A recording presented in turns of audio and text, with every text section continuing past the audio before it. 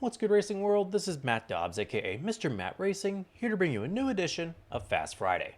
Now this week, we go back to Texas, but this time in Fort Worth, Texas, to go to Texas Motor Speedway. And I gotta tell you, I'm expecting better racing this week than most people expect. See, here's the thing. When this track was first repaved in 2017, back then, because of the fresh surface and everything, it was nothing short of a one-groove racetrack where track position was everything and the tires hardly meant nothing. In the past couple of years, the track has shown a little more character. The tires have mattered just as much as track position has, and we're seeing fall off and better racing overall. So I'm expecting more of the same this time around. So let's just get right into it. We have a full slate this weekend. The NASCAR Craftsman Truck Series is back, the NASCAR O'Reilly Auto Parts Series, and the NASCAR Cup Series. So let's start off with the Craftsman Trucks. The NASCAR Craftsman Truck Series is running at night this week. And we have 5 non-regulars, 2 from the O'Reilly Auto Parts Series and 3 from the Cup Series. Representing the O'Reilly Series, we have Brandon Jones and William Sawalch running for Tricon. While representing the Cup Series is Kyle Busch for Spire, Ross Chastain for Nice, and the newest Cup winner, Carson Hocevar, also for Spire.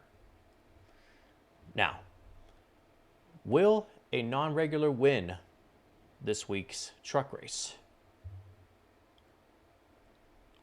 I'm thinking yes. I think Spire runs pretty good at this racetrack, so I'm looking at Spire Motorsports to possibly pull off the victory.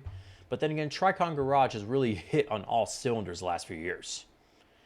So look for Tricon Garage or Spire Motorsports to pull off the victory, especially given Kyle Busch's track record. Now, when you look at the O'Reilly Auto Parts Series, a very interesting development here for the O'Reilly Auto Parts Series race this week. Not one Ford is entered in this race. No blue ovals, only bow ties and Toyotas. What the heck has happened to Ford in the O'Reilly Auto Parts Series?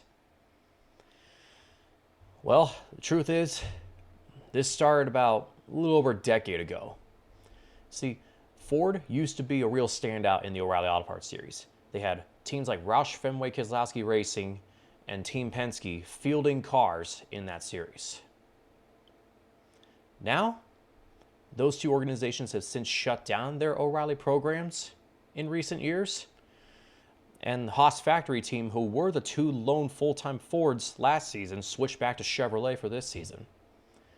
Ryan Sieg and his team also were Fords. They're back to Chevrolet again, which leaves no Fords in this race. It is an absolute shame what has happened to Ford. I don't know if it's funding or just a lack of representation or whatever the case may be. Like, it really sucks that we only have 2 manufacturers in that series right now. But with that being said, we've got 3 Cup drivers. And it's going to be a little interesting lineup. Connor Zilisch, Austin Dillon, and Kyle Larson. Larson is the defending winner of Texas Motor Speedway in the O'Reilly Auto Parts Series. Did so by taking new tires at the end of the race and survived a few late restarts to go through the field and get the job done. So the question is, will a Cup driver win this week?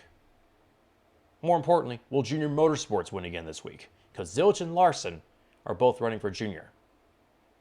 And I'm here to tell you, chances look pretty decent. I'm looking at Junior Motorsports to get another win on the season this week. But one disadvantage I can find is the fact that Connor Zilisch will be running in the series at Texas for the first time, despite being full-time last season. Zilisch had missed this race a year ago as a result of a back injury that he had suffered the week prior. Who drove his car? Kyle Larson. And what did Larson do in that car? Went to victory lane. Zilisch has shown in the O'Reilly Auto Parts Series that he is fast on all kinds of racetracks of all lengths and characteristics. So it wouldn't be surprising whatsoever if any of the Cup guys, Carson Kvapil, Sammy Smith, or Justin Allgaier can park a Junior Motorsports car in victory lane yet again this weekend. Now let's go to the Cup Series. It's been interesting to say the least with Cup as of late at Texas Motor Speedway.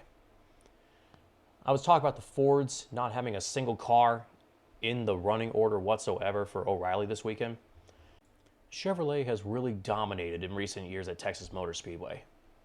In fact, they've dominated so much that aside from Joey Logano's win last year in this race, Ford had not seen a victory at Texas Motor Speedway since Kevin Harvick went 3 in a row in the fall from 2017 to 2019. And Toyota hasn't seen a win at Texas Motor Speedway since Kyle Busch in the fall of 2020, when he and Martin Truex Jr. finished 1-2. With that being said, though, given that Chevrolet's got a new body this year, and they've seen only 2 victories with Chase Elliott and Carson Hocevar, can Chevrolet continue their hot streak at Texas? There's always the shot. I mean, Kyle Larson's led a lot of laps at Texas recently. William Byron's led a lot of laps there. But with that being said, though, given the hot streak that Toyota's been on this year, I may be looking towards the Toyota camp this weekend. I'm looking at Joe Gibbs Racing to be the favorites, with Legacy Motor Club as the long shots. For the Gibbs camp, pretty much anybody over there can win this weekend. Denny Hamlin, Chase Briscoe, Christopher Bell, and Ty Gibbs. But out of those 4, I think Briscoe and Bell have got to be the hungriest cats out there, knowing that Hamlin and Gibbs have wins and they don't. Briscoe's been fast, just hasn't been able to get the finishes this year, similar to that of last year, but we've seen what happened at the end of that year. Whereas Christopher Bell, I'm surprised that he is winless to this point. And Bell has been fast in Texas, so it wouldn't surprise me to see the 20 in contention. And as for Legacy Motor Club, Eric Jones runs well at Texas. He's won multiple times there in the O'Reilly Auto Parts Series, and has had good finishes in Cup get taken away by late incidents. So maybe Jones can at least get a top 10 finish this week and avenge what happened at Talladega. But with all that being said, what do you guys think? Who do you believe's got the best shot to win at Texas Motor Speedway? Let me know down in the comments below.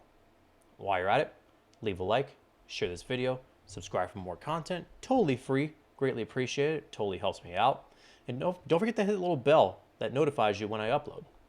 And stay tuned for Time Trial Tuesday as I recap from the Lone Star State. Until then, see you on the road.